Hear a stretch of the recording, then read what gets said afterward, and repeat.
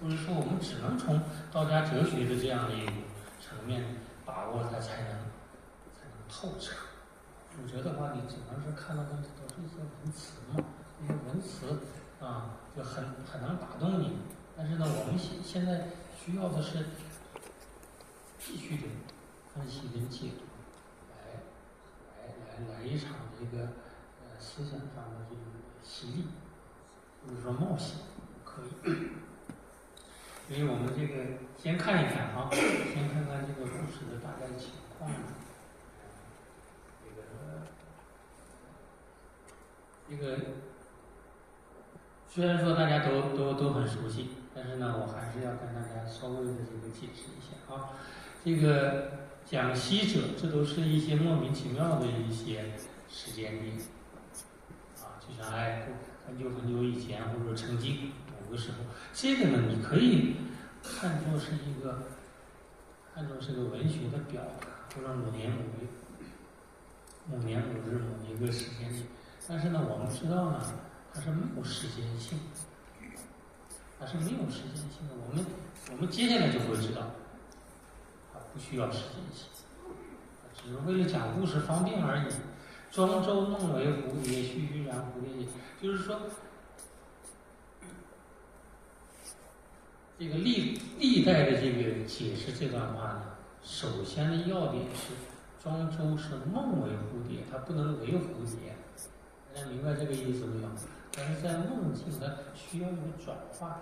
那进入那个梦境，你本来是觉，本来是醒着的状态，叫做觉，然后你进入那个状态，请大家注意，这个他没有告诉我，但是呢，它已经隐含了一个，它是一个状态的转化，是吧？大家都知道嘛，这个觉跟这个梦，它是一个状态的转化，对吧？哎，这个我跟大家一说这个，大家其实都很清楚，但是你一般来说，他不会详细的分析它，对吧？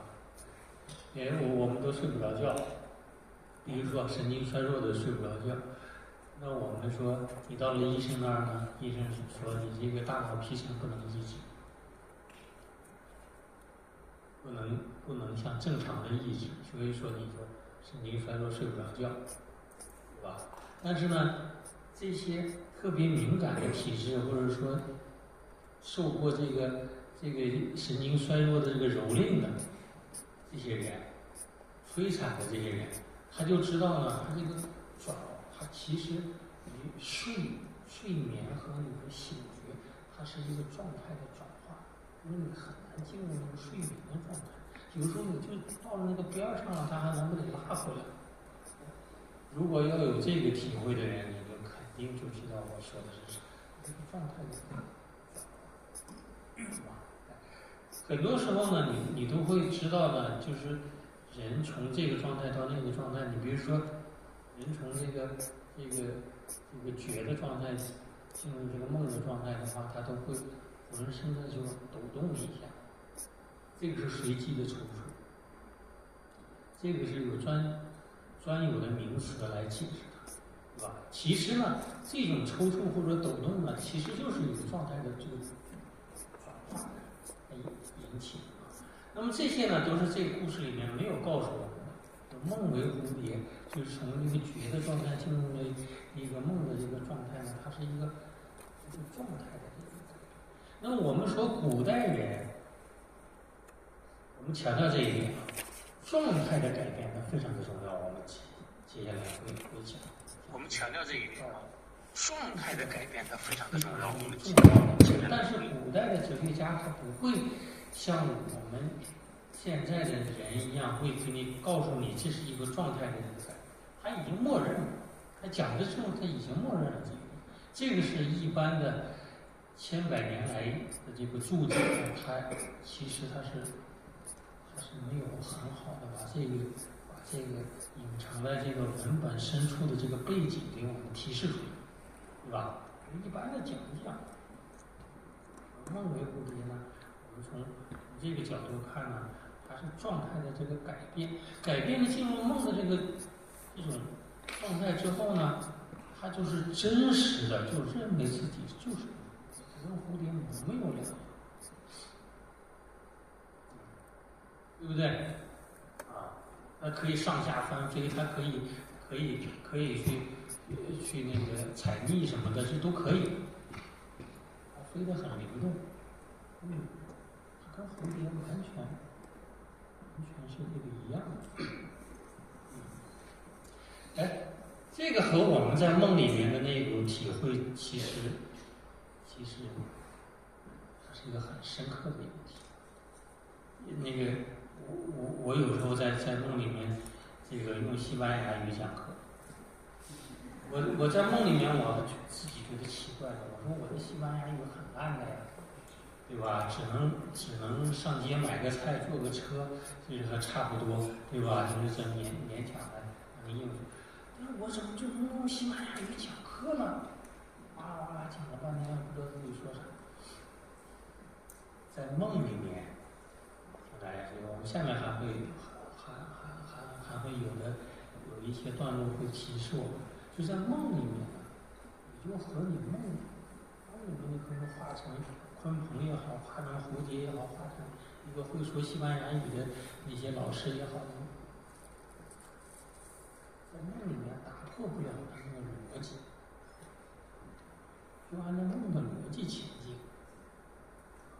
这一点是跟我们今天的梦的那个本质是没有区别，有区别吗？本质上没有区别。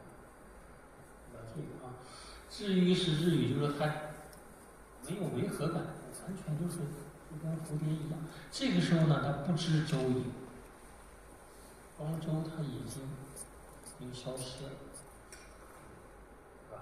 哎，我们在梦里面经常会有这样的事情，经常会有。这个呢，我们就不多说了。就是说，你要想打破梦的逻辑，需要，那你就是只有通过醒来，你就会打破这个逻辑。你要还在梦里面，基本上打破不了。就是你在梦里面觉得这个很荒谬，那我们想一想，我们这个现实生活当中很多东西不是也是很荒谬吗？你能理解到我们每天发生在身边的那些一切事物，根本没有任何可能性。我们每个人都感到很困惑，觉得想能听大家注意，我们身边发生的这一些东西都从很多方面来看，或者换一个角度来看，都是奇迹，不能理解，对吧？这个是，你看，我们这样讲呢，我们就其实说的是把庄子的这样的一种特别带有一种文学性的、消遣性的这样的一些文字呢，我们把它转化成我们平常的这个现实生活当中的一些真实的经验，你就会发现它和我们真实的经验，它距离有多远呢？它没多远，对吧？其实讲的和我们现在的这个做的一些梦，或者说梦里面出现的这个事情是一样的。接下来呢，就越来越有意思了。那突然呢，醒了，你又进入觉的这个状态了，俄然觉就是从梦的这个状态，又回到这个说的意思就是，你可以梦为蝴蝶，你也可以觉为庄周，这都是一样的，对吧？这个梦跟觉它是相互转化的，大家先记住这一点啊。庄子在这个里面呢，讲了一个很重要的问题：梦和觉它是相互转化，这两个状态是相互转化的。这不区然周也吗？这不是很明显？我还是那个庄周吗？对不对？刚才只不过是做了一个梦。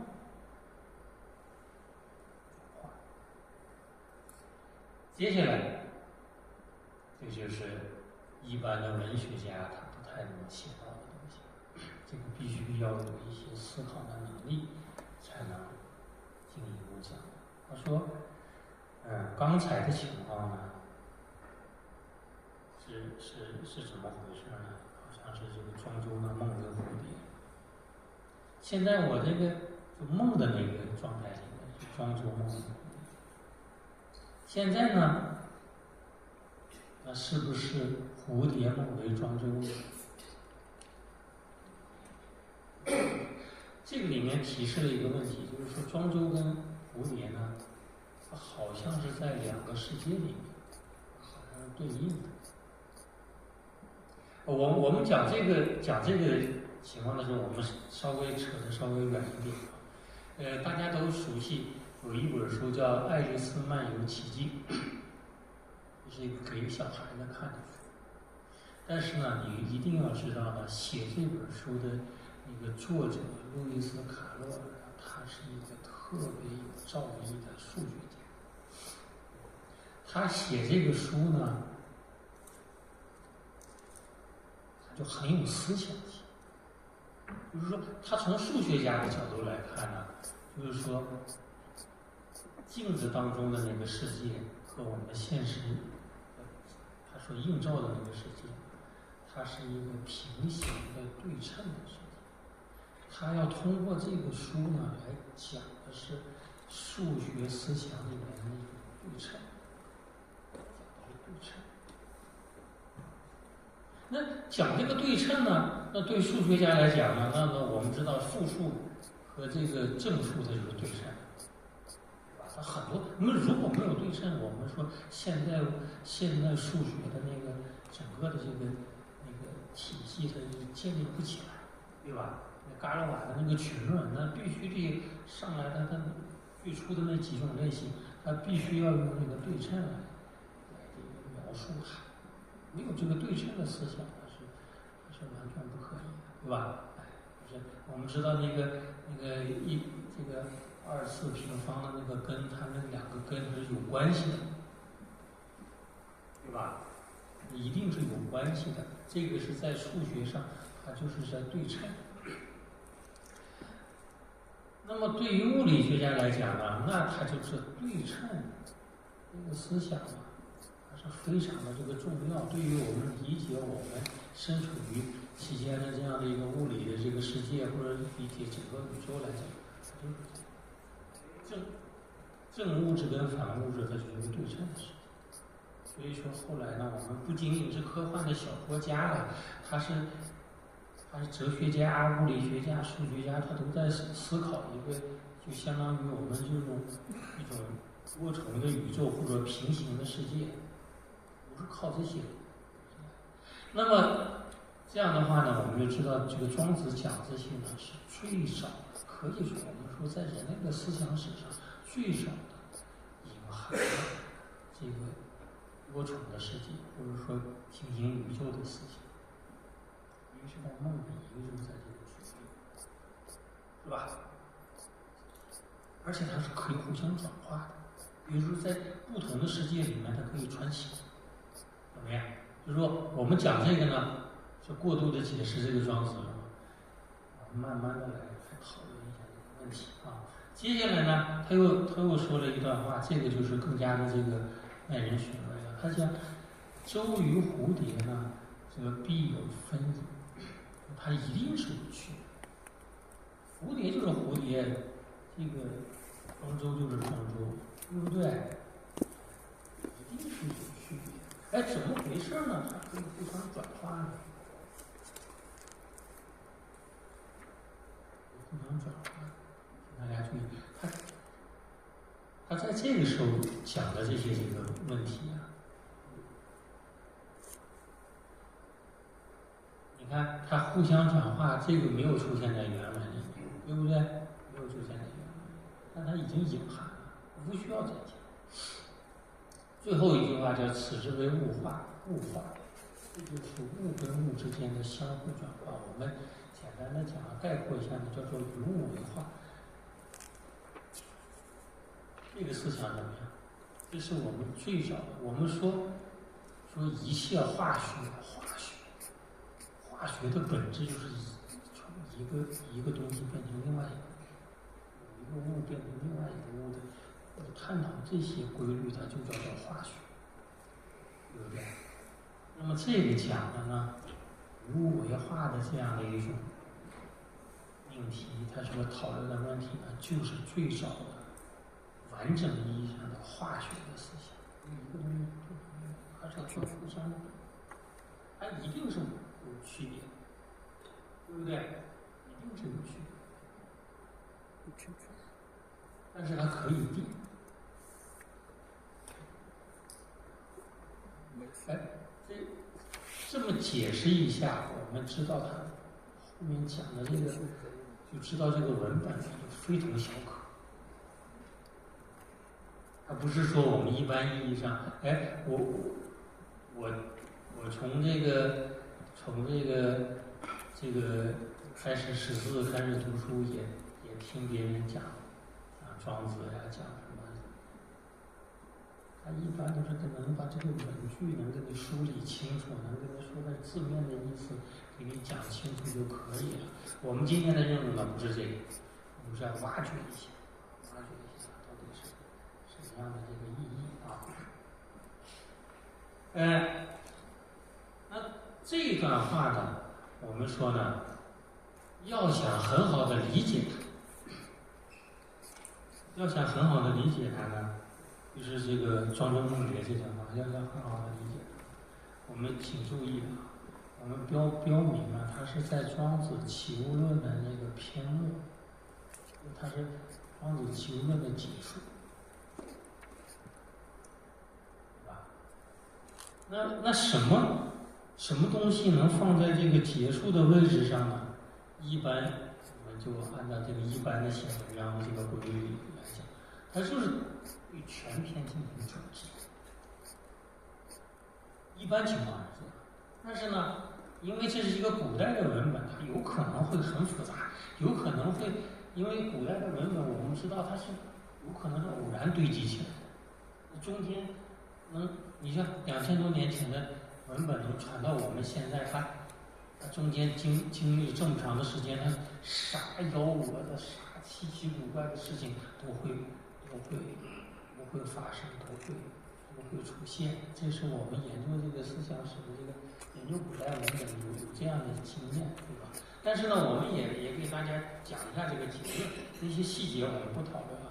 就是说，我们经过推敲，就认为庄子的这个内篇一般来说，它是相当的完整，而且呢，它条理呢是应该说是相当的清楚。《齐物论》这一篇尤其如此，条理是相当的清楚，它和其他的文本不一样。所以说，我们一定要知道，它放在这个篇末呢，有它的肯定有它的意义，但是这个意义不容易看出来。我们接下来为了揭示这一点呢，我们来看一下这个，它是这个《齐物论》这一篇呢，它到底是讨论什么的啊？《齐物论》呢，一般来说呢，我们知道呢，从这个吴尚我开始，南郭子稷引继而作，是吧？开始，一直到庄周梦蝶所以结束。那么我们知道，在庄周梦蝶之前呢，还有一个故事呢，叫这个王良问尹。这个井可以读成引，其实它就是引子的意思，所以说我们直接读成引，没问题。那么我们知道这样的话，我们就清楚了，从吴尚我这样的一个提法开始，一直到王良问尹的这个寓言为主，这是从这个部分的内容加上这个庄周梦蝶，这就是全部齐物论的这样的一个文本，全部没有遗漏。问题在哪呢？问题是我们分析一下，从吴尚我开始到王良问尹呢，它逻辑是一贯，但是呢，这个逻辑被打破，或者说被逆转，就是发生在庄周梦蝶，所以说它的意义就更加的耐人寻味。我们具体的来看一下啊，说这个《齐物论》一开篇呢，说南郭子稷呢有继而坐，仰天而去，达言若上丘。然后言听子流呢，在他旁边伺候着，是吧？在他旁边问学，说是咋回事呢？说这个今之隐疾者，非昔之隐疾者也。现在这个人跟过去那个人不一样，对吧？过去他还是蝴蝶啊，或者说牛马，对吧？有做梦，这个也是讲一个状态跟状态的变化。我们说今日之我跟昨日之我的不同在哪里？不仅仅是时空的问题，时空变化，它重要的是在于状态。特别是说我们如果说能真切的感受到我们发生的一些蜕变，发生了一些思想上的升华，或者说我们有了解脱，精神解脱，跟你之前的状态不一样，很明显的知道它是在状态的一个变化。所以说，我们就会看到这个庄子这个书里面特别值得注意的是，他要在强调一个状态的变化。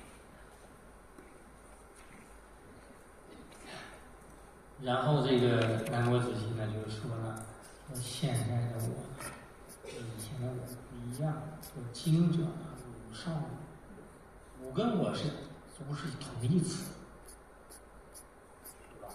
所以说吾上我呢，就变成了一个我消灭我自己，我丧失了我自己的这个意思。这个本身呢是荒谬，是吊我的。或者说是一个矛盾的，这种说法是矛盾的吗？吾上我是矛盾的，就是相当于我上我，这个意思是一样的。不要追究那些细枝末节没有用的东西，它其实就讲的就是个矛盾的问题。也就是说，我今日是我跟昨日是不一样，而且这个里面呢讲的是我要把我那些次要的我，枝节意义上的我，不是我的那些所以说这个时候呢，我们分析这个问题呢就比较清楚了。就我这第一个我讲的是真正的那个，是不需要任何东西来说明的，对吧？哎，你比如说刚才这个陈光老师来介绍我说，金丹老师是北京大学的教授，是吧？哎呀，讲了一堆头衔。没有这个头衔，难道我不是我了吗？所以说那些头衔，请大家注意，那是我，不上我的我，不是那个我。真正的我不需要，我是谁的儿子，或者说我的儿子是谁，不重要，就是我就是我的那个真正的我，第一。绝对不能让渡的那样的一个主体是这个，那个次要的那些情态的呀，有条件的呀，有各种各样社会身份的那个意义上的我呢，那它是那个第二个我。大家明白这个意思吗？因为它又进了一层，这个是跟我们的生活是一样的，是吧？我们都能感觉到有不同层次的那个我在我的一生之内，它都有这样的。我们怎么来理解它？怎么来理解它？怎么来处置它？那才是更加重要的。所以说，接下来整个的体悟论这个文本，就是论证一个真正的我，它是不依靠任何东西而存在。不需要条件，不需要借助任何东西。我们知道，我们在这个我们人不能离开这个社会，不能离开人群，孤立的存在吗？不可以，对吧？我们在这个社会生活当中呢，我们都要讲一讲啊，我的社会的角色是什么？我是在社会里面有什么地位？然后我要讲这些，对吧？但是呢，庄子呢讲的真正的我是，你要把它显露出来，要真正认识到那个部分，真正的那就需要把这些，这种各个就是第二位的那个我，无上我的那个我，要把它这个通过哲学的那个分析，它解构掉，去掉。也就是说，我们在这个时候呢，知道你比如说自由啊，我们今天讲的这个自由，我们今天讲的这个自由呢，作为人的本质，作为人的本质不可以让渡的，这是我们现代社会里面牢不可破的一个基础，对吧？但是这个自由呢？哪一条能体现这个自由？是吧？一些有条件的呀，社会角色呀，围绕着我的各种各样的一些要求，没有一条是揭示你自己的，都是压阵的。自由就要需要在这种重重的束缚下面要脱离出来，要解放出来。所以说，整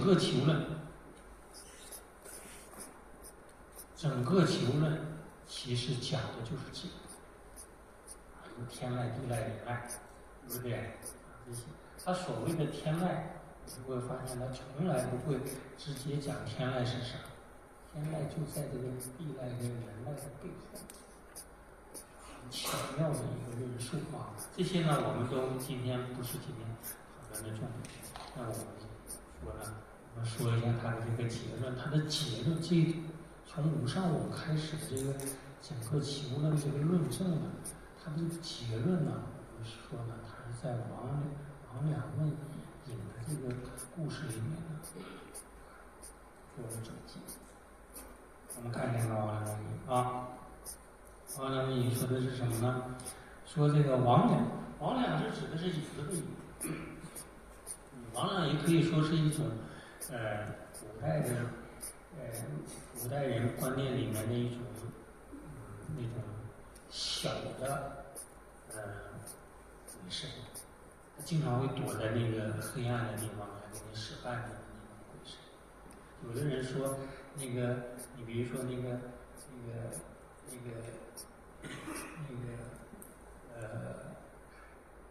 水里面有一种鱼啊，有一种鱼，它那个鱼呢可以那个喷水，很强的水流，然后呢可以把那个水边的那些植物上面的那些蚂蚱呀，甚至于鸟呀给射下来，去吃它。那种在水里面看不清楚的东西，那也叫做也称为魍魉。魍魉就是看不清楚的意思。我们可以说它就是影子的影子。你看影子跟影子，它中间那个交叉的地方，都在影子旁边那个边缘。这个郭象的注里面讲这个魍魉，就是指的是影子的那个旁边，它有个模模糊糊的跟那个光照特别明亮的地方，它有一个交界的地方，就是模糊带。它从那个地方就是魍魉，或者魍魉就在那地方待。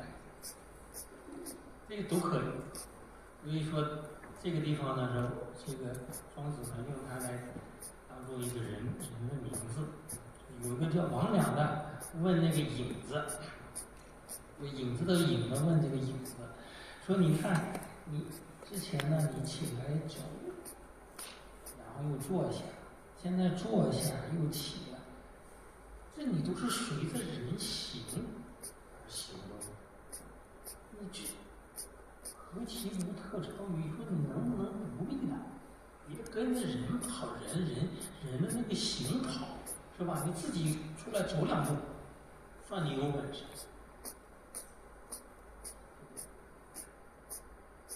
那他讲的这个是啥意思呢？有的就回答我是有待，我是借助某个东西吗？我依附于某个行。有影是吧？有形才能有影。形它在哪？有形呢？形它起来我就起来，形坐下我就行走它就就随着行的。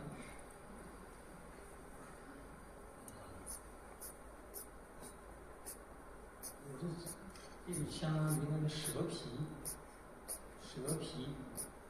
依附于蛇是一样的这个道理。他讲这些呢，我们千万不要被他这些花言巧语、他的这些词所迷惑。我们一定要知道呢，他是在说什么。他说我们每一个现实的事物都要以其他的事物作为条件，作为前提，或者说依附于它，就是所谓的有待的，就是我们要依附于它，或者说跟那些东西有联系。那就是说，我们简单的讲就是一种联系，不能消除这种联系。他在这样讲的时候，他其实是说的是我们的这个自然界是不是都是这样？任何事物跟其他东西没有联系。我们这个整个社会是不是也是这样？我们每个人跟其他人没有联系，一定是有联系，对吧？就一定是有所待，那你要有所依据，你会有个依靠啊，对不对？啊，你没有，你说你孤零零的，你在这个社会，这个谁都不靠，谁都不理，活不下去嘛，你在社会生活里面。他讲的是这样的现实，但他这段话讲的不是一个简单的就是讲一个我们生活当中的这个现实，生活当中的现实那已经讲的不厌其烦了，他已经讲的天花乱坠了，他已经讲的不知道汉无穷有这谁都能讲，那要庄子在这个地方讲啥呢？就是讲我们既是有待，同时呢，我们知道呢，它一定要是，也需要那个无待，就是我们不需要任何条件，自由需要任何条件吗？人的自由，人的本质不需要任何条件。我们现在人理解一个人的使命、他的义务、他的这个权利，不需要任何条件，只要是个人就行。所以说。这个日本学者福永光司就讲，这个庄子就是最早的古代、最早的，或者是我们人类历史上最早的存在主义者。他说的是很有道理的，很有那个现代的这个意识，对吧？不需要其他的人，不需要其他任何的条件，我们就能成其为人的那个本质，称之为自由。所谓的这个是我们在哲学研究里面一个非常重要的问题，就是说，在这个庄子这个书里面呢，它隐含了这个无待的思想。所谓的无待，就相当于今天讲的自由，跟我们今天哲学里面讨论的自由没有区别，跟我们今天一般意义上理解的这个自由没有区别。这可不是我说的，这是我们这个近代的一个很了不起的学者章太炎先生当年就这么说，这是很重要的洞见，他能看出来这个问题是很了不起的。那么这样的话呢，我们就知道了，这个从五丈我开始一直到王阳明，其实来讲一个我们怎么能消除那些有待的东西呢？把它都瓦解掉、解构掉。使真正的显示呈露出来，把握这个本质。讲到这里啊，我们说整个题论条理清晰，论证有力，他这个思想深刻，你怎么说都可以。他已经到这个地方，已经可以画上句号。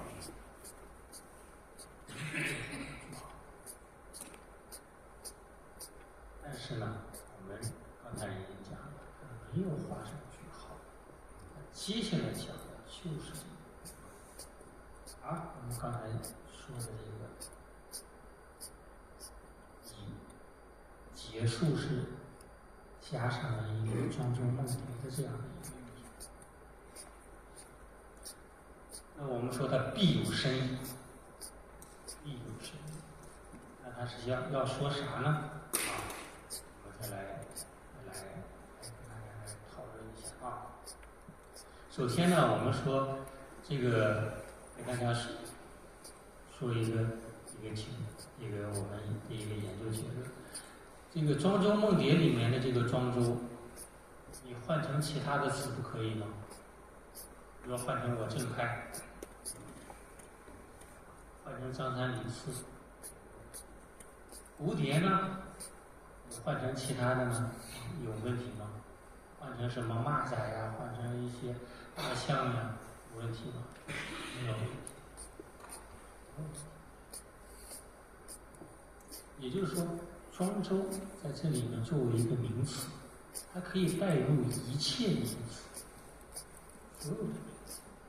蝴蝶在这个地方作为蝴蝶呢，它可以带入置换为所有的名词，一切名词。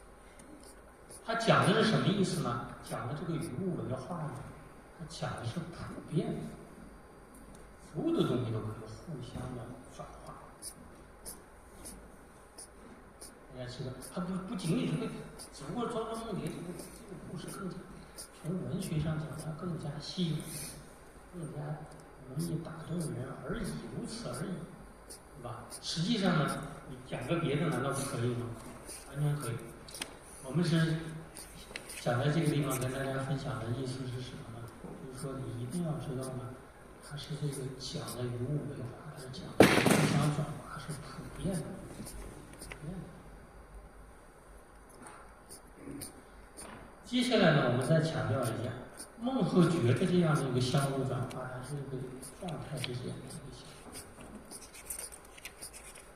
那我们知道这个状态之间的这个相互转化呢，那是无所不在，我们能理解这一点。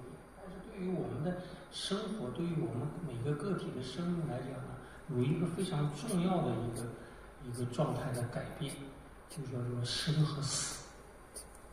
生和死之间，生和死，但是生和死好像是不可逆的，对吧？不是可以相互转化的，区别是在这。那这样的话呢，我们把这个问题呢稍微的这个集中一下啊，就是说庄周梦蝶呢，它讲的是物和物和物我之间的那种相互转化，它是普遍的，具有普遍的意义。而且这种转化呢，往往在某种意义上讲呢，都是状态之间的。我们前面就讲了，包括生和死，状态之间。其实庄子呢，他就是把这个梦和觉、生和死的这样的关系呢，嵌套在一起，他放在一起来讨论，他就是用这个梦觉来比喻生死的，这个例子是有的，这个我们就限于时间呢，给大家多讲这个问题。那么我们说这些呢，不是在庄子呢都通称之为物化，与物为化，就是这个物化的。我们先回到这个前面来看一下这个庄子讲的这个梦啊，就是说这个讲这个梦的时候呢，他是这样来讲，这个是我们把它拿来呢，就是来补充一下我们这个刚才说的这个庄周梦蝶。庄周梦蝶不是独立的，庄子里面善于讲这个梦，特别善于通过梦来讲故事。不单是讲故事，而且通过这些故事呢，讲一些玄理，讲那个哲学的这个道理。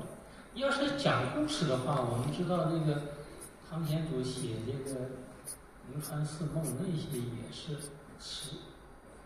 生者可以死，死者可以生，那也是堂皇迷离，那后人戏剧，那样的故事也能讲下去。但是庄子呢，不仅仅要讲故事，而且他要讲抽象的一些深刻的这个道理，它不是无理啊。我们看一下这个《齐物论》里面呢，我们就从《齐物论》里面找到这个讲梦的另外一个段落，我们给大家稍微的说一下啊。说梦饮酒者淡而哭泣，你看这是状态的这个变化。饮酒的时候呢，哈哈大笑，正高兴着呢。那起来之后呢，这些一切都不见了啊，还要面对这个生活当中的这个为难的事情，那个烦心的事情，哭泣。梦哭泣是什么？淡而甜蜜，这个喜怒之间，它都是通过梦觉就可以讲。他说：“方其梦也，不知其梦也。”这是啥意思？就是我们刚才说的，你在梦当中呢，过不了梦，你觉得有点荒谬。哎，我梦见我被别人捅了一刀，快捅死我了，捅到心脏上，或者朝我打了2枪，我起了一身冷汗，他没死。这时候呢，突然醒了。了吧，荒谬的东西被打破了，是吧？但是在梦当中没打破，或者说你梦中太多了，我这个内急，马上就要上厕所，到处找不着厕所，等等，突然醒了。这个时候呢，你要不然醒了，要不然就尿床了，那肯定是只有这个时候，才能打破那个梦的那个。就说这。通俗吧，我给大家讲一下啊。方其梦也，不知其梦也，其实讲的就是这个道理。接下来请大家注意，他是这么来讲：说梦之中又沾其梦，这是啥意思？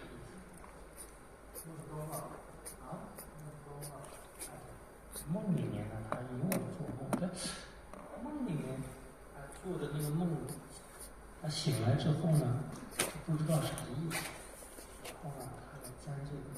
没啥意思。梦里面决然后才知道，哎呀，刚才还没醒过来，刚才醒的是另外一个梦里，现在又醒了，才是真正的决。一掐大腿，这庄子讲的是这个。我们以为我们一掐大腿还知觉痛，觉得是绝了，认为是绝。说不喊在梦里，是吧？我们的现实生活当中经常有这样的一种感触。你说，我过了这个扬州10年，好像有一场梦，或者说，哎，这个口罩时期的事情大家忘了吗？好像是一场梦。就是说，浮生也是一场梦。本来是浮生，就是一生就过了，好像是梦似的。说这个的时候呢，其实就是印证了庄子讲的，你以为是绝世，说不定还是在梦里。谁能判断你是不是在梦里？那需要一个大聪明，需要万事之后遇一个大圣，特别聪明，告诉你是不是在梦。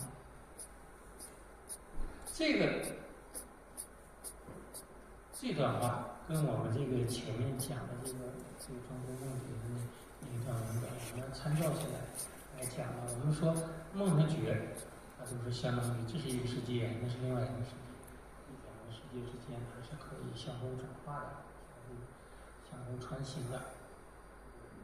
但是梦里面它还有梦呀，梦中还有梦，觉后呢还有它的觉，梦中梦。觉后觉，这样的话，我们知道有觉有梦，有梦中梦，有觉后觉。那觉后觉里面还有它更进一步的这个大觉，万事之后它有大觉。梦中梦里面嵌套的梦中，也就是说，梦中梦是无穷无尽，觉后觉也是。讲的是这样的一个状态。我们每一个人也好，具体的事物也好，它从这个状态、那个状态，这个状态改变为另外一个状态，另外一个状态，无穷无尽。我们这过度的解释了这个状态，就是这个，否则的话，我们称不上它是一个哲学的文本。那好了，我们下面呢来讲这个于物为化。于物为化呢，我们再来跟大家补充一条材料，讲一讲什么叫这个于物为化。它有各个层面的意思，但是呢，它要点是讲的是状态跟状态之间关系啊。我们来看一下这个《达生篇》里面还有这个这样一段话。他说：“这个弓垂悬而盖规矩，直履物化而不以心急，故其灵台一而不止。”我们发现很有名。弓垂呢，指的这个垂可以把单立人去掉，垂直的这个垂还可以，没有什么问题，这都是一个字。弓垂呢是古代传说里面的能工巧匠，称弓垂，就称为垂也可以。他的职业是那个，他悬而盖规矩是什么意思呢？他是可能是有一个车床或者啥玩意，反正就类似的，做那个做，你比如说做那个陶器的是吧？拿那个坯子，很快，但是呢。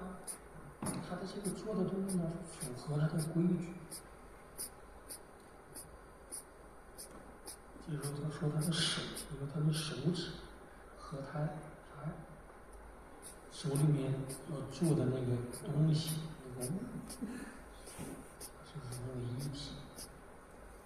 这是讲的是职业。我们进入那样的一个化境，记忆特别重。在这个时候呢，他说。不以心急，他说不是说他用理性的判断，哎，我这力道什么，让他是800转也好，还是600转也好，还是1400转也好，不需要这些所谓的知识，它都在他的手上，它不在书本上，对不对？像我们今天，特别是说我们到厨房里面炒一个菜，特别炒菜，比如说做中餐，不是做别的，炒菜，是吧？哎，你说猪肉400克，咱们这个称一下，面粉什么12.5克，你称一下，然后撒上那个几克的盐啥的，你称好了。问一问大厨师，你问问厨师，这人会做饭，他不会做饭，他不需要那些，对吧？在你手上，对吧？那些拿着小红书去炒菜的人，我就觉得他们不会做饭，他们会做饭吗？对吧？突然想起来了，哎，他少点啥？做饭根本等不着你那个查小红书，他只与物化，不以心急，他在手上。他是讲的是啥呢？他讲的是我们手进入了化境，这是什么意思呢？就是我们在实践当中，它就于物为化。你看那个我要做的这个东西对象，没有区隔，那个隔阂，对吧？哎，请大家想想，我们所说的，艺术家所希望达到的那样的一个境界，你不管他是从事哪种艺术，是不是都是这个？是吧？那歌剧演员唱的歌，不是我唱的，是谁在唱？是又通过我的手，是吧？那什么，那个槐树写那些狂草，有一次他喝醉酒了的，写字，写完了以后，搁下就睡着了。第二天一起来，谁来了？那家里面的人叫，我谁昨天来？昨天喝多了，不知道谁来。昨天没人，是吧？这是谁写的？不是你写的吗？我写的有这么好？我说你写，进入那个滑稽。这种情况呢，有人称之为这个万笔有鬼，就说他的手腕里有鬼，在那写着沟通他的手。所有的这些描述，这些讨论，其实讲的都是直语入化。我们进入实践的那个环境之后呢，所谓的主体跟客体之间的那个界限消失了。这样的话呢，我们就讲这个地方的物化和庄周梦里面那个寓言结尾讲那个物化，它是一个意思，明白吗？它是一个意思。那个是讲的是两种不同状态之间的一个转换，两种不同的物之间的相互转换。这个地方讲的是什么？我们主体跟客体之间的界限是消失了，它也是讲的是这些东西可不是什么神秘主义，神秘主义那不叫，不是中国哲学的根本，而是说你没有理解中国哲学的这种复杂性，你才觉得它非常的玄妙或者说神秘，对吧？哎，我们有我们的很重要的任务，就是把那些玄妙的东西和我们的这个日常生活的那样的一种活生生的那种经验结合在一起。故其灵台一而不治，讲的是这个大家就，我相信大家没什么太多人能明白这个是啥意思。灵台，你查一下字典，或者说查一下注解，它讲的是心。但是当时你能不能说点人话？你写个心不就行了吗？写灵台干啥？原因在于，灵台是指心，但它指的不是通常意义上的心。通常意义上的心是指的是我们的这个思考呀、推理呀、判断呀，把那感知觉综合起来的那样的一种心的功能。但这个地方的灵台是更深的那种心，讲的是我们的直觉呀、洞见呀、灵光呀。觉悟的那个能力不在一个层次上，大家明白了吗？所以说他讲的灵台，讲一而不治呢，就讲了灵台工作的那样的一个特点，他非常的专注。你想做好一个东西，能不专注吗？对吧？但是呢，他非常的专注，但是他不刻板，哇，你很专注。打乒乓球的，我很重视这场决赛，对吧？有几个球到了关键球，我一定要非常的重视。你越这样想，就越变形。不是说不准，而是说你不能放松了。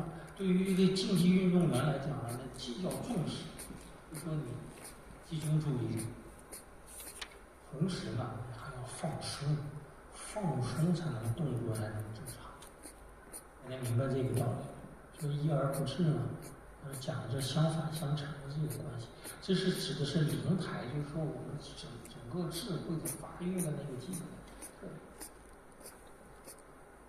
好了，那我们通过这些，我们就知道呢，庄子讲的这个庄周梦蝶呢，它联系的是一个非常广阔的一些这个问题。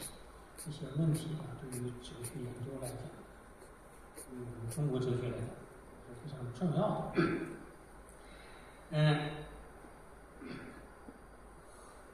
下面我们再举一个这个实践的这个例子啊，说这个我们都知道这个养生主里面，它记录的那个是庖丁解牛的这个故事。庖丁解牛呢，那就神乎其技。本来是一场血腥的杀戮，解牛嘛，那是血肉横飞的，那惨不忍睹的。但是呢，它叫做合乎商民之舞，乃众精神之会，就像听一场高雅的音乐会一样，那个艺术的享受，可能随随便便这么说，跟这个技艺。那么这个庖丁解牛的重要性在于什么地方呢？在于庄子在这地方明确地表达了一个思想，就是说，你看道很玄妙的，道非常的玄妙，道的这个道理非常的玄妙，常人说不能理解，对吧？但是呢，不要紧，没啥关系，普通人也能把握它。也能体现，对吧？庖丁不就是一个大厨师吗？或者说大马锤就是定马掌的人，那个在河里面在瀑布底下游泳的那些人，或者说那个赛马的那些人，或者说斗鸡的那些人，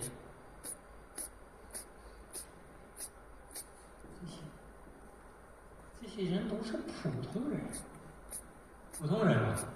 是不是在我们社会生活的各行各业？请大家注意，这些人绝对不会出现在儒家的一些思想文本里面。儒家思想文本里面都是些圣贤呀、君子呀这些东西。如果说出现几个反派人物呢，都是桀纣呀什么那些，就放在那地方准备挨骂。不会记录一些普通，因为普通人跟他那个讲的那个道理没有关系。但是庄子不一样，庄子里面出现了很多奇形怪状的，其实就是普通人。这些人呢，他们都是体道者，比如说他们可以洞见了道的真理，或者说他们就能体现人道。哦，这么复杂，就这些人，就这些人能体。也就是说，这些人都是一些手艺人，有一技之长的人。但凡你有一技之长，条条大路由通罗马，都可以通向这个道，近乎这个道。庖丁就是这个。那我们看一下这个庖丁，说你看，一般的这个厨师，一般的解牛的人，是吧？用那个刀呢，解牛呢，分解那个牛，然后很快就磨损了，要不折断了，要不然就变钝了，变成锯齿形了，反正是不能用了，对吧？因为刀切在这个肉上，骨肉会给它一个反作用，这个叫相刃相刃。庄子在说这些话的时候呢，其实他不仅仅说他是庖丁在那解牛，而是说的是我们这个每个人在社会生活当中是不是感觉到这个社会是不是像一个绞肉机一样，相刃相刃，你跟他是矛盾的，是冲突的，对吧？你说是不是每一个他者都有可能是你跟你发生矛盾和冲突的对象？这点很残酷，从古到今没有改变。但是呢，庄子讲的这个呢，他是讲庖丁是什么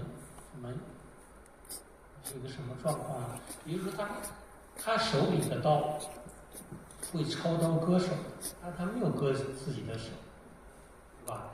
任何一个厨师，只要是你从学徒开始，最后变成能掌勺的厨师的话，你是不是身上得掉几两肉？是吧？就是这样。但是呢，庄子这个书里面会说庖丁掉几两，就是因为他和他手里的这个刀呢，他关系呢不一般，他是处在不是矛盾冲突的关系，他是处在和谐的关系。同样的，他手里这个刀和他要解的这个牛呢，他也是处在一个和谐的关系上。为什么说呢？他说：“你看，我这个刀用了19年，所解数千牛，刀刃若新发于心，说刚刚在那个磨刀石上磨过的，质量功力异常，一点都没有水。为什么？他说：“比劫者有见啊，刀刃者无后。”就是说，你的这个牛，你不管怎么着，它那个骨肉经脉之间，它都是有一些缝隙。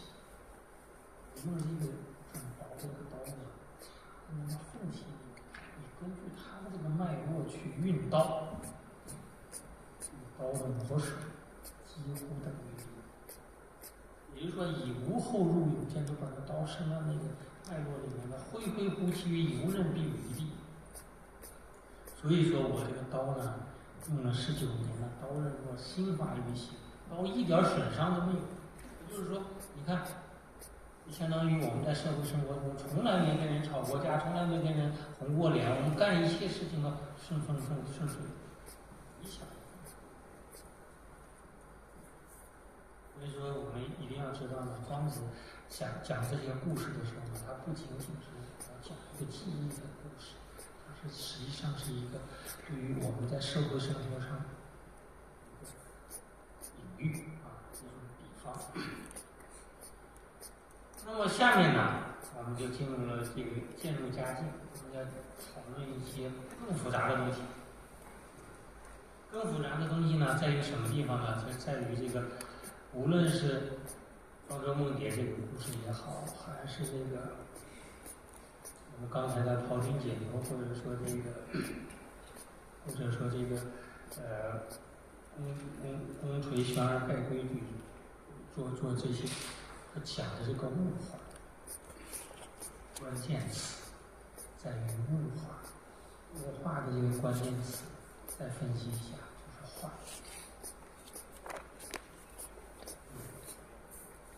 化的意思呢，就是变化。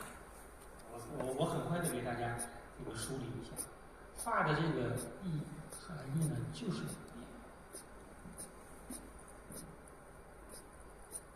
但它为啥不说变化呢？就是变和化呢，在古代呢，含义呢微有不同，稍微有一点不一样。为什么呢？就是变呢，就指的是形态，外部形态是剧烈的变化。比如说大人虎变，形态剧烈的根本性的变化叫做。但是呢，你看到那个没有明显的变化。对吧？古代是这样，但是我们今天呢，就把它理解成一个变化。化这个概念呢，在庄子里面具有这个非常重要的意义。如果说我们不懂这个，没有分析好这个，那对庄子哲学的那个真正的那个深刻性，还是中隔一场。这个意思。那么我们说。在庄子里面用化来说明什么呢？它首先讲的是一切物，它都是有始有终。比如说一切物，它都是在一个都有一个开始，都有一个结束，没有例外。沧海会变成桑田，桑田会变成沧海，腐朽会化为神奇，神奇会化为腐朽。对吧？喜马拉雅山那不是珠穆朗玛峰是当年是在海里的，当年是在海里，大家知道。总有一天它还是在海里的，只要时间够长就行。只要时间够长，大家知道这个意思吗？所以说，我们就会发现呢。这个实际上呢，是对于这个一切现实的物的一个最根本的描述。没有不变的东西，天下没有不变的。哎，我给大家说一个，大家如果对科学史了解的比较多的话，都知道，大概就是100多年前，不到200年前，大家还认为那个原子里面，原子有原子核，那个周围绕着这个电子，原子核里面有质子有中子。对吧？那个时候大家都认为一个质子它是不变的，因为它这个质量呢不衰减。事实怎么能是不变的呢？对吧？只不过说你测量的没那么精确，测量精确了，你就会发现它也是变的，只不过说它变得慢。用物理学的那个术语讲，它就是半衰期长，别的东西都长，只是这个原因，永远不变，一切东西都在变，一切大家记住，一切现实存在的东西，它都是变的，有开始就有结束，有它出生的那一天，就有它那个消失的那一天，没有，对吧？你说是地球还是太阳系还是银河系，它不消失，总有一天。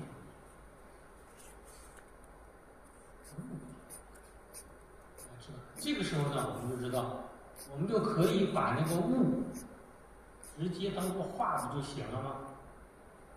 难道不可以吗？当然可以。庄子里面有个命题，就是万物皆化，可以当。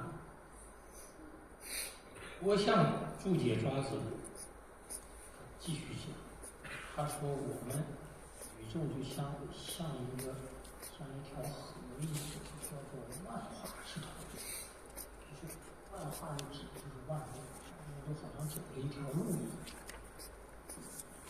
就是有开始有结束。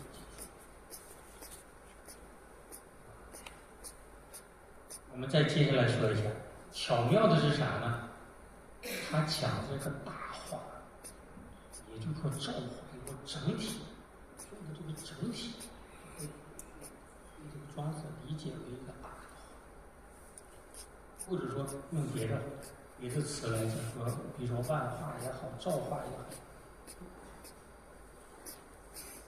请注意，庄子在这个地方使用这个概念的时候，好像表面上看起来有些混淆。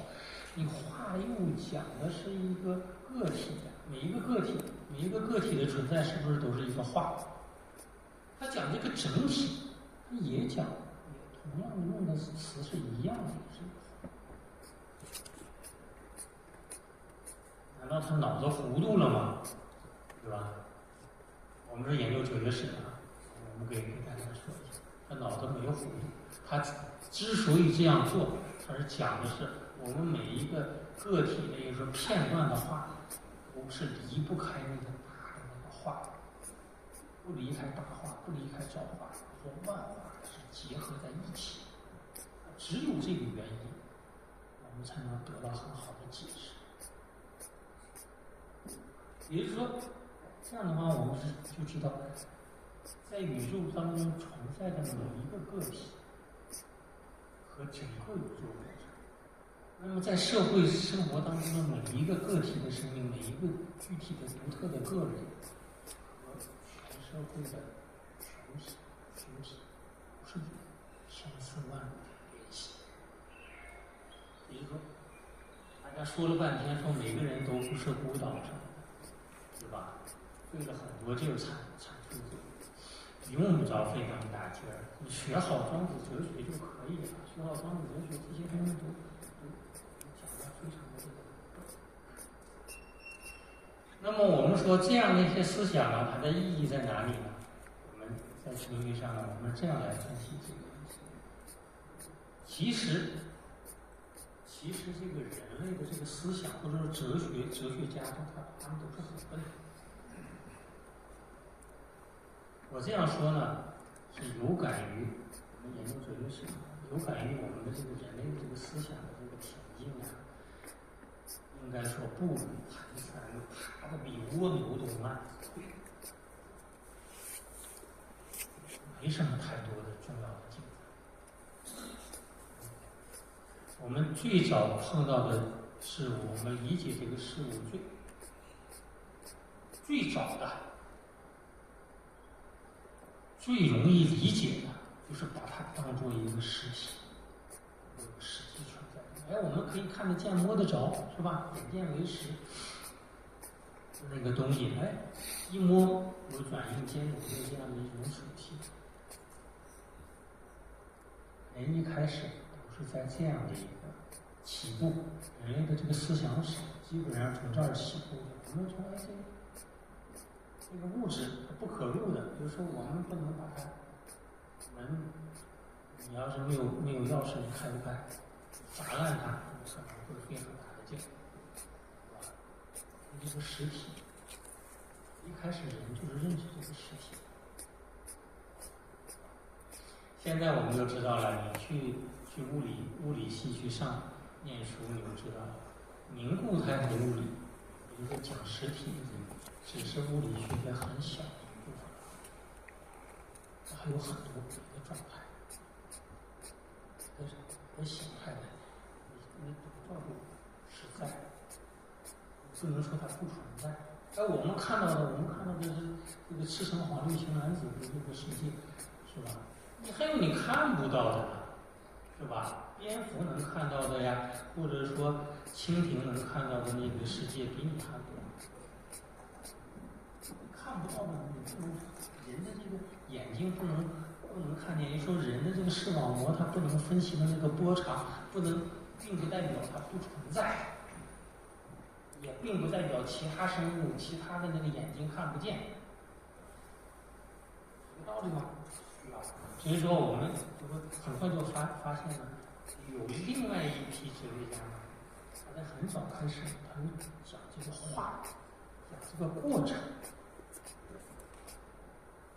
是另外一个理解我们万事万物的另外一个思路。实体跟过程到底是讲实体还是讲过程？那我们简单的这样讲啊，庄子这个话呢，显然它更偏重于讲过程，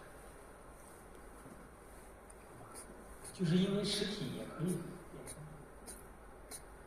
那么下面呢，我们来说一下，我们说对于每一个具体的话来讲，片段性的话来讲，或者个体的话来讲，它都是有始有终的，对吧？有开始，有结束。问题就在于这个终。到了终点之后，将发生什么情况？事情呢？这个事物难道就湮灭了吗？突然一下就消失了吗？郭象就这么理解。每一个画跟每个画之间独画，跟别的画没有关系，和独立。到了结束就突然莫名其妙的没了。我们说这个不太符合我们对这个现实世界的那个基本的那样的常识，对吧？我们这样想，大千世界里面的一粒微尘，一个再微不得到的东西，请问你想消灭它，你有这个本事？你消灭大千世界里面的一粒微尘，和你把整个这个宇宙把它整个消灭掉，它是费的劲儿是一样的。这个道理大家明白？也就是说，你根本消灭不了它，它也不会湮灭，它去哪儿了呢？古代哲学家是很出名，他讲的是终者有始。到了终的时候，终点，一个事物到了这个终点，就是一个人到了他死亡的时候，转化成一个新的话。这样的话，画是不是相续而不断？这山无尽处，川无停留，它就是这样的一个过程接着一个过程，它是连续不断，非常合逻辑吧？非常合逻辑。所以说讲话的时候呢，你一定要知道话一定会变成下一个另外一个话，这些都是相互照应，它叫做无穷无尽的话，无穷无尽。这个时候呢，我也给大家提示一下，讲这种无限，讲无穷。只是到了哲学家的这个脑子，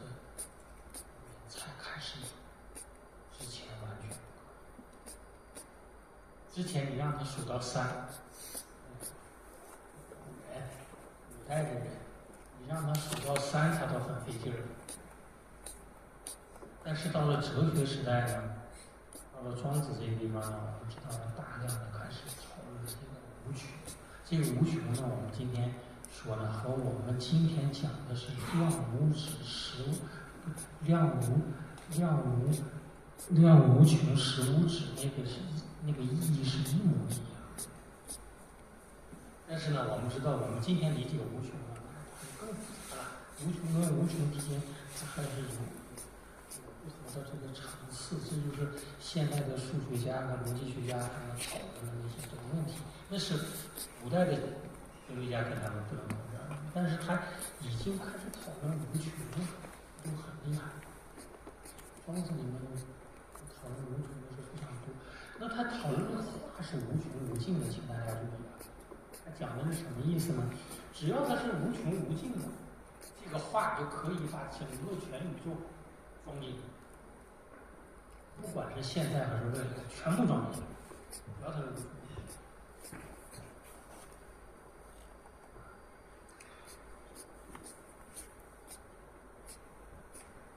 只要它是无穷无尽的这个话，比如说每一个事物它都会变成另外一个事物，变成其他任何事物，然后还会变成他自己。只要它是这个过程，这个话是无穷无尽。庄子这个书里面没有像我这样这么讲，但是它这个含义真是。也就是说，我们今天现在的人做哲学史研究、做哲学研究，能使得这个庄子这个书能变得更加容易读，就必须要用这样的一些这个方式跟方法。古代的那些注解，基本上在这些问题上没有啥太大的用处，对大家没有什么帮助。他不给你指到那个铁路上、那个歧途上就不错了，因为庄子这个书的它难读的程度就是。说古代的那些自以为懂了庄子的那些人，往往他们都是一些半吊的，这种状况是比较多的。就是说他们还有很多问题稀里糊涂。就是说我们需要强大的这个哲学的理论工具来分析它。今天我们说的这个话无穷无尽，只要他讲这个的时候，我们就知道。任何一个具体的事物，它都会变成另外的东西，变成另外一切东西，然后它会变回到自己。大家明白这个意思？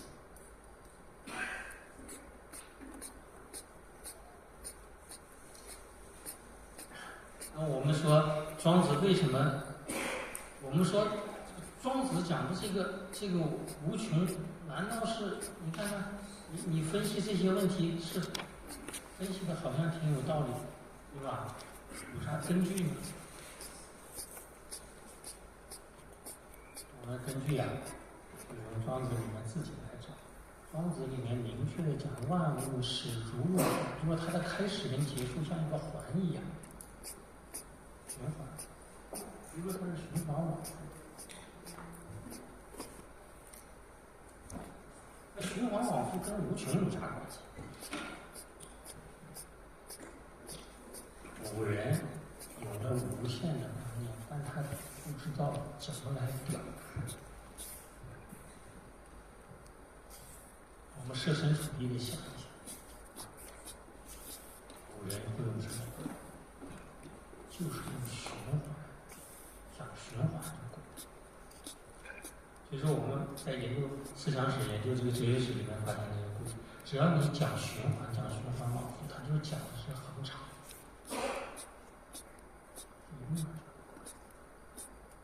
它没法表达无穷的，或者说永恒无穷的这些观念，很难用一些日常的语词来表达。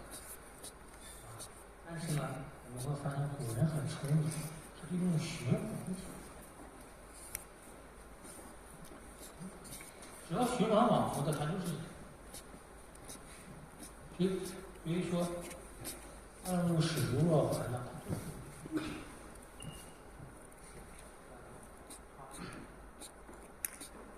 那么这个时候呢，我们要问一下，你们讲的都是物了，都是物的运动、变化、发展的这些规律，大概其实可以这么来理解，没有问题，是吧？可以这么来理解。但是呢，无论是庄子也好，或者说这个其他的这个对庄子的这个解释也好，你们不是号称道家吗？道家的最高概念是道，道在哪儿呢？道在哪儿呢？请问，不需要道。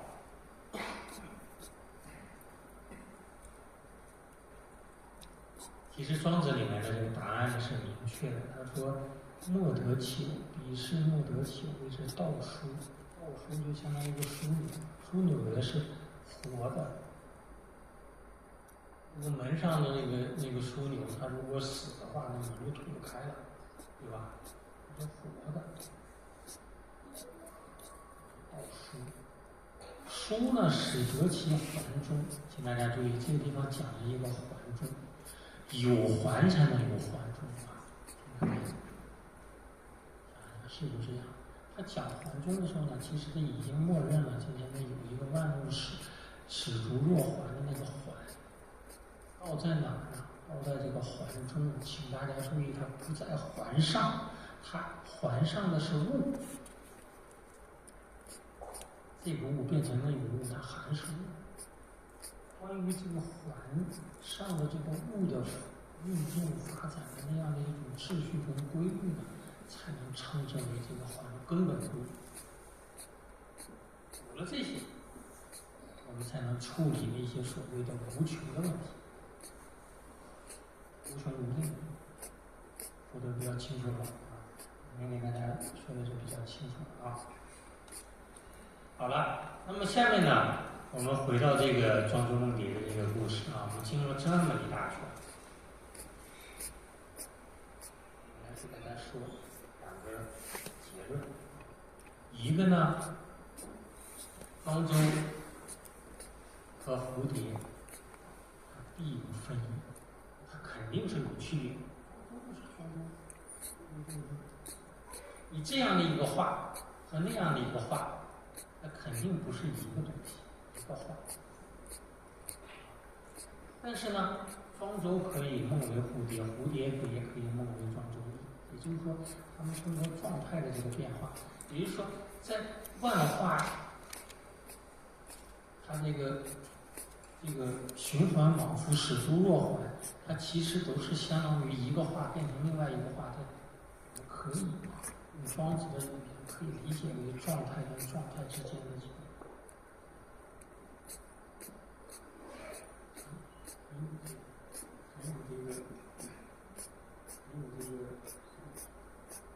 它的这个逻辑性是很强的。这样的话，只要 A 事物能变成一个 B 事物，说明它中间肯定有一个联系。这个庄子呢称之为一个画变成另外一个画中间有某种无画在使它联系起来。这个不画呢，就指的是，如果说庄周是一个主体，那蝴蝶是一个客体；反过来说，蝴蝶是个客体，主体庄周是一个客体。这样的话呢，我们知道通过庄周梦为蝴蝶，蝴蝶梦为庄周，或者说经过这个万化，这个相互以物为化、相互转化的这样的一种新的一些思考。我们知道这个主体跟客体之间的那个反理啊，那个壁垒就被拆除掉了，没有必要，中间还有一个不法联系，让我们互相的转化。这样的话呢，我们说刚才我们讲了一个结论，就是任何一个片段的话、孤立的话、一个局部的东西都跟整体有关系。都跟万化有关系，跟全宇宙的这样一种大化流行有关系。这就是我们说最早的天人合一、万物一体的思想，已经在这个里面已经蕴含。可能它这个表达的没有那么清晰，但是呢，我们知道它迟早的事情。因为它万物一体的就是通过事物跟事物之间的这个相互联系、普遍联系呢。这种东西我们在很多地方呢都会看到它各种各样的这个表现。你比如说这个大禹治水的时候，在这个满世界治水，大禹治水忙着呢，突然听到路旁有妇人在哭，妇孺孩童在那儿哭。大禹说：“停下，我来看看他们在哭啥呢？啥事？我们现在治水这么忙，我们这赶往下一站，停下，这是啥情况？”然后说：“你有啥困难吗？遇到什么不幸的事情？”大禹就握着那个妇人的手流泪，然后告诉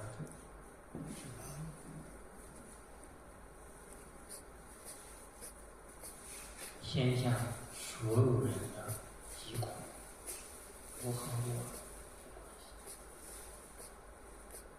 这也是讲的是万物一体，也是讲的是我们和客体之间。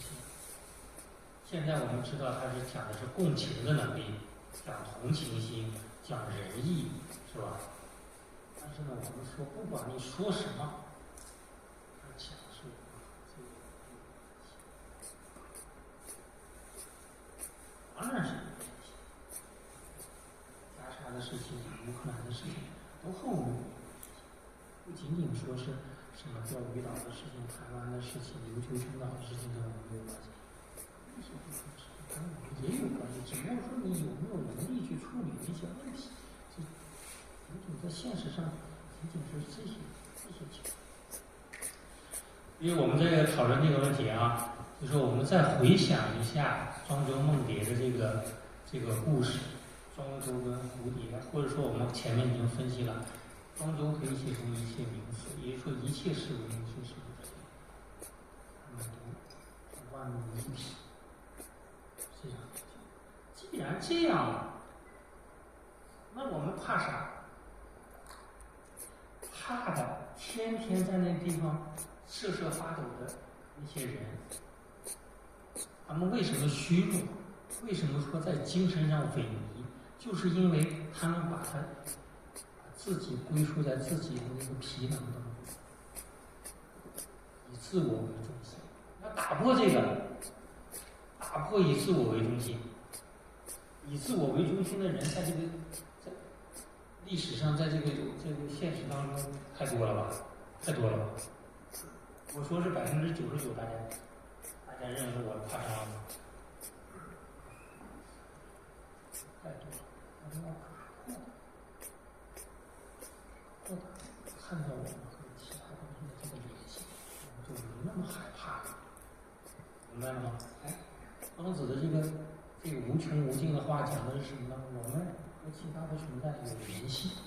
我们虽然说消亡了，但是哪一天我们还会在某种意义上还会回归我们自己。这个我们说不是现实意义上，对吧？我们想一想，他讲的这个循环往复，这个道理，我就举一个我们在地球上的生命的系统，它本身是一个循环的这个事实，大家就理解。从某种意义上理解我讲的是啥。我们知道地球上的一切生命都来源于太阳，从能量的角度讲，都来源于太阳。没有太阳，就没有植物；没有植物，就没有食草的动物；没有食草的动物，就没有食肉的动物；没有食肉的动物，就不会有灵长类，不会有人类。这些植物都哪儿去了呢？植物的化石现在仍然用它做燃料，所以叫做煤。动物的那些化石，我们仍然用它做燃料，那就是石油。它含在我们生命的能量系统里面，在循环，没有消失。恐龙呀、猛犸象呀，我们是在一起。我们现在电灯能量、话筒能响，是不是在用电？这些电，我们靠这些碳的形式，就是我们地球上产生的这个碳的生命的力。所以说，地球上的生命就是碳基，碳的循环就可以，对吧？所以说，在这个时候呢，我们就知道，庄子讲这个呢，不是一个局部，他讲的是我们只要是和万事万物结成一个整体，那我们个人都是一些小事情，个人的事情都是小事情。当年打济南的时候，手冢书记下令，我们拿出703吨麻子，攻克坚城济南。你现在那些所谓自由主义者，那些左派，就是人话，703吨麻子难道不是活生生的生命吗？说的都是啥玩意儿？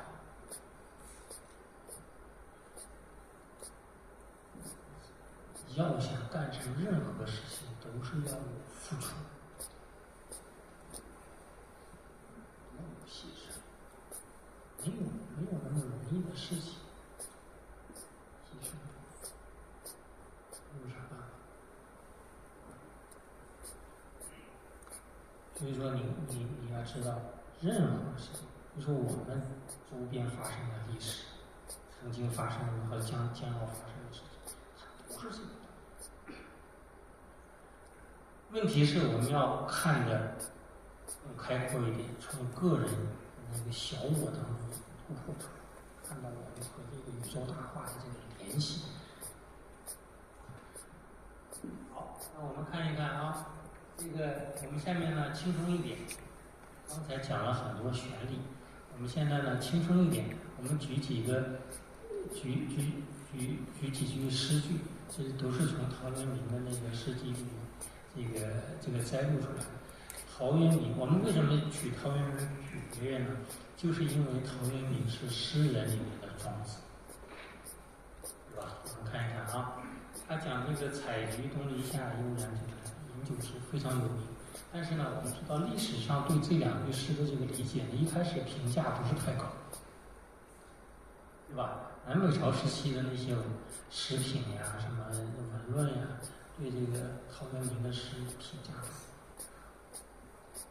的越来越高，高到什么程度呢？我们说，中国古代出了那么多了不起的诗人，这些诗人的排序里面叫曲陶李杜，屈原、陶渊明、李白、杜甫，前4，地位有多高？你看他说的不是家常话。他的境界高，就是王国维先生他那个写《人间词话》的时候，他讲这个无我之境，举的例子就是这个。就说他讲的是话题，就是采菊东篱下，悠然见南山，它是一个话题。他跟南山不是作为他陶渊明所观察的对象。自然的产物的那样的一个与客之间没有隔阂，这个是你别看简单，常人他写不出来，没那么容易写出来，对吧？人家说这个谢灵运写这个池塘生春草，园柳变鸣禽，这个也是名句。但比起这，虽然在南山来讲呢，还差了一层，为啥差一层？它还在嘚瑟，对吧？有些人还在嘚瑟，那这个出自然，境界很高。不分析它啊，就是你要知道，庄周梦蝶的故事，所谓的此之为物化，落脚点在于物化，讲的就是主客的那样的一种对立已经消失了，主客是相合的。哎，庖丁手里面的那个刀和他刀要处理的那个牛之间，本来是矛盾的关系，但它是相合的，对吧？它是相合的，矛盾关系消失了，变成和谐的关系，一个道理。这个是这个陶渊明呢，我们知道陶渊明的这个一生呢，比较贫苦，而且呢，他在晚年的时候呢，家里面就是晚年，他那个对他打击大的2件事情，一个是他妹妹去世，妹妹去世对他打击比较大。第二个事情呢，就是他们家房子被烧了，烧了之后呢，咋办呢？不是哭哭啼啼，他写诗，写的诗句里面有这样：行迹平化物，灵府常独显。平化物就是我们的这个肉身骨骸这些东西，随着它大化的，人总会衰老的，总会这个头发掉了，牙齿掉了，然后那个眼睛要混浊了，它肯定会这样。有啥关系呢？这个是你想抗拒也抗拒不了的，没啥关系。平化了，爱咋地咋地。化就是这个大化，就是庄子讲那个化，带到任何地方。这个时候呢，叫灵府常独显。这个灵府跟我们前面讲的灵台一而不至那个灵台是一个意思，讲的是那个心，讲的也是心。经常独显，我们不为这些事情发愁。愁也没用，豁达，这些变化，包括这个生死这些大线，看得比较清。下面就讲的就是这样，说众浪大化中，这个大化就完全是我们今天讨论庄子讲那个化，万化、造化那个意思，说不喜也不惧，用不着特别的高兴。也用不着特别的这个恐惧，是吧？应尽便须尽，就是你该死的时候呢，你安之若命，无福多多虑，这是个自然的过程。庄子哲学的核心就是用这些东西来表述，是特别的贴切。生死，死去何所到？脱体同三路。那你可以埋在山脚下，山路静静的群山下面有一座坟墓，你就跟这个群山一体，没什么不好，是吧？所以庄子里面讲的庄子七次，他鼓盆而歌，然后说以天地为端，以日月为什么什么，这有什么不行的？那其实绝对才是个真情的表白，他就是这么想。境界就很高了。比如说，我们知道了庄子这个，我们今天通过这个庄子的这个庄周梦蝶的这样的一个大家耳熟能详的这样的一个美丽的这个故事开始，我们其实讨论了一些特别复杂的一些问题。这些问题呢，只有到了我们今天很有自觉意义上做哲学的研究。越是这样的一种方式，我们才能把它这个里面隐微的东西，那些不容易发掘、看出来的一些问题，我们才能把它梳理清楚、论证好。最后，我们来说一下这个结论。庄子讲的这个化与不化的这样的一种辩证法，这种无穷无尽的这个化，这个里面呢，我们认为它已经隐含了一个很重要的思想，就是一个永恒的生命。什么叫永恒的生命呢？是我们都会转化成别的，任何一个现实存在的东西，它都不会凭空的消失，它都会转化成另外的东西，另外的东西又转化成另外的东西，另外的东西又转化成另外的东西，另外的东西还会像使如若环一样，只不过说它是在什么意义上我们不知道。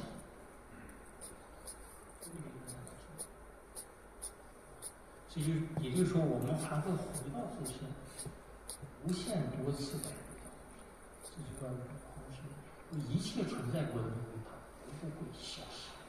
在宇宙当中，但凡它存在过的东西，它都会消失。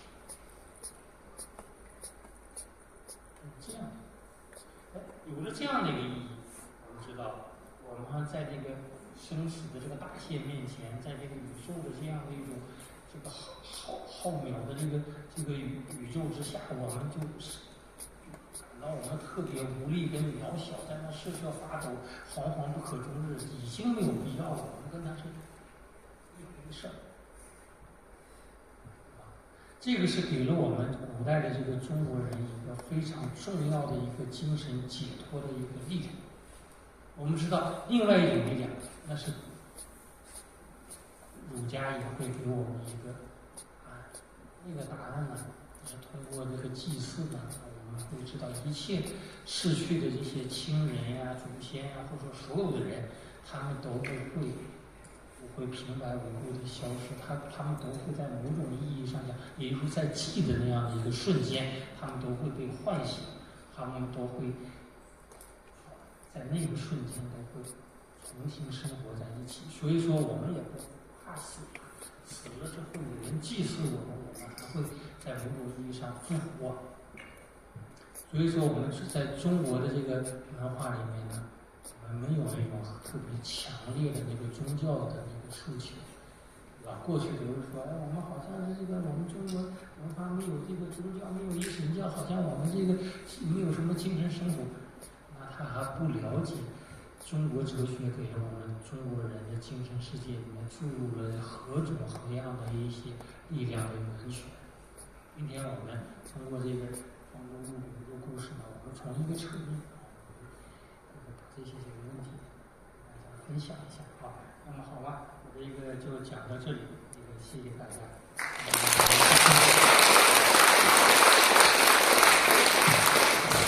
谢谢老师，你辛苦了，你请先稍喝点水，休息一下。